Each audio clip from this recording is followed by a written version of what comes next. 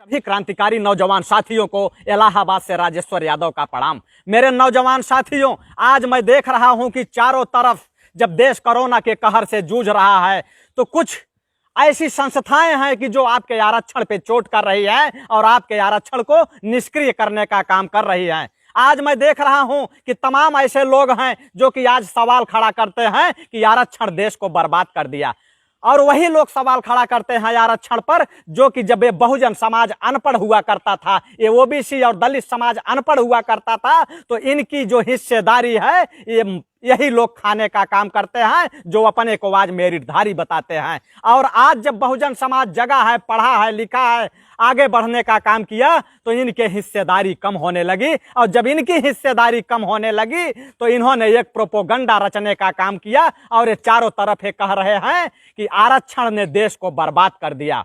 मैं इनसे पूछना चाहता हूं, मैं इनको खुला चैलेंज देता हूं कि कभी आकर के हमसे आरक्षण पर ही डिबेट कर लेना, अगर तुम्हारी मां ने तुम्हें दूध पिलाया है तो। जो लोग ये कहते हैं कि आरक्षण ने देश को बर्बाद किया, मैं उनसे ये पूछना चाहता हूं कि आजाद भारत में अब तक 15 प्रधानमंत्री बन चुके हैं। इन 15 प्रधानमंत्री में कितने आरक्षण के लोग बने हैं, यह बताने की कोशिश करो।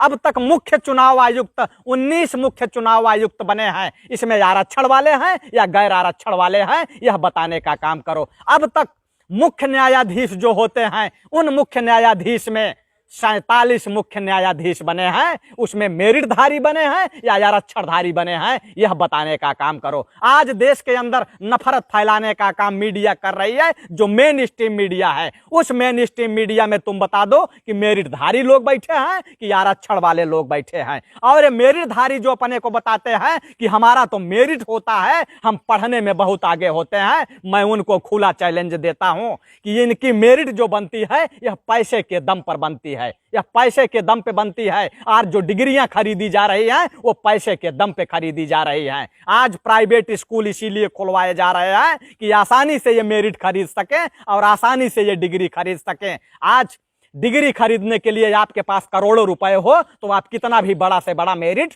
बनवा सकते हैं। और जो लोग ये कहते हैं कि देश को बर्बाद करने में आरक्षण का हाथ है, मैं उनसे ये पूछना चाहता हूं कि किसी भी देश को बर्बाद करने में सबसे बड़ा हाथ और सबसे बड़ा योगदान वहां की अर्थव्यवस्था का होता है, लेकिन भारत की अर्थव्यवस्था को खत्म करने में सबसे बड़ा योगदान यहां के घोटालों का रहा है। और यहां के घोटालों की सूची उठा के देख लो, तुम यहां की सूची उठा के देख लो कि अब तक देश के अंदर जितने घोटाले हुए हैं बड़े बड़े, वह घोटाले करने वाले आरक्षणधारी हैं या मेरिटधारी हैं। सबसे पहला घोटाला हमारे देश में 1948 में हुआ था, जिसे जीप घोटाला के नाम से जाना जाता है। दूसरा घोटाला 1951 में हुआ था, जो साइकिल खरीद घोटाला के नाम से जाना जाता है। 1956 में हरिदास मुदड़ा घोटाला होता है। 1963 में प्रताप सिंह कौर घोटाला होता है। 1965 में पटनायक घोटाला होता है। 1974 में मारुति घोटाला होता है। 1987 में HWD घोटाला होता है। 1987 में बोफोर्स घोटाला होता है। इस घोटाले में किसका हाथ है, यह तुम लोग तो बता दो, देश के सामने ला दो कि आरक्षणधारियों ने किया है या मेरिटधारियों ने किया है। 1992 में हर्षद घोटाला होता है, यूरिया घोटाला होता है, चीनी घोटाला होता है, जूता घोटाला होता है, और 96 में चारा घोटाला हो जाता है, जगन्नाथ मिश्रा का चारा घोटाला जगन्नाथ मिश्रा करता है और नाम लालू यादव का आता है। यही मनु मीडिया के सहारे जो मीडिया में बैठे लोग हैं, यही मेरिटधारी, यही लालू यादव का चरित्र गढ़ते हैं कि ये तो पिछड़ों की बात करता है, यह तो दलितों की बात करता है, यह गरीबों की बात करता है। उसका चरित्र गढ़ करके जेल भेजने का काम किए, और वही जो सबसे बड़ा चारा चोर जगन्नाथ मिश्रा, वह बेल पे बाहर घूम रहा था। भाजपाइयों का सबसे बड़ा घोटाला तहल का घोटाला था, जिसमें कि भाजपा के राष्ट्रीय अध्यक्ष बंगारू लक्ष्मण का नाम आया था। वहां भी बता दो कि मेरिटधारियों ने घोटाला किया कि आरक्षण ने घोटाला किया। यूटीआई घोटाला हुआ, आदर्श घोटाला हुआ, ताबूत घोटाला हुआ, जो कि एक शर्मनाक घोटाला था ताबूत घोटाला। 1999 में जब हमारे देश के जाबाज सिपाही कारगिल का युद्ध लड़ रहे थे और दुर्गम चोटियों पे चढ़ रहे थे, उस समय पाकिस्तानी गोलियों का शिकार हो रहे थे, उनके शरीर गोलियों से छलनी हो रहे थे, उनकी लाशें जो आ रही थी, वह कफन घोटाला करने वाले लोग यही मेरिटधारी लोग हैं। ताबूत के नाम पर जब कफन घोटाला कर रहे थे, ये कौन लोग हैं? जो कि लाशों को भी नहीं छोड़ रहे थे, इनसे पूछिए कि वो मेरिटधारी हैं कि आरक्षणधारी हैं।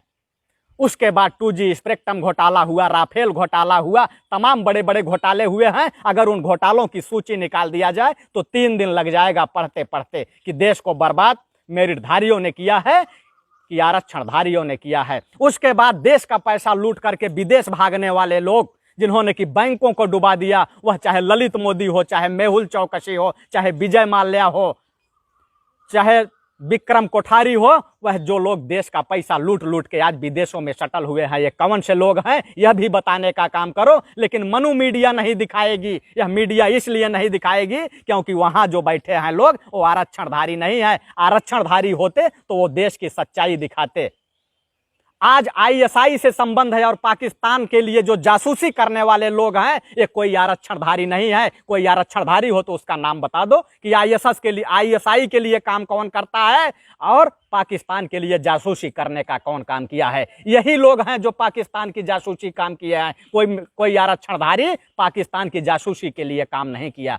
ये तो गनीमत है, यह तो गनीमत है कि आज़ादी के पहले आरक्षण नहीं था, और नहीं तो ये लोग कह देते कि मुगल कैसे देश में आए, तुर्क कैसे इस देश में आए, गजनी कैसे इस देश में आया, गोरी कैसे इस देश में आया, डच कैसे आए, अंग्रेज कैसे आए, आरक्षण के कारण आए। ये अपने निकम्मेपन को नहीं बताएंगे, अपने नाकारेपन को नहीं बताएंगे, ये बताएंगे कि आरक्षण के कारण देश बर्बाद हो रहा है। आरक्षण के कारण देश बर्बाद होने की बात तब करने लगे जब लोग अपनी भागीदारी मांगना शुरू कर दिए कि हमें अपनी भागीदारी दे दो।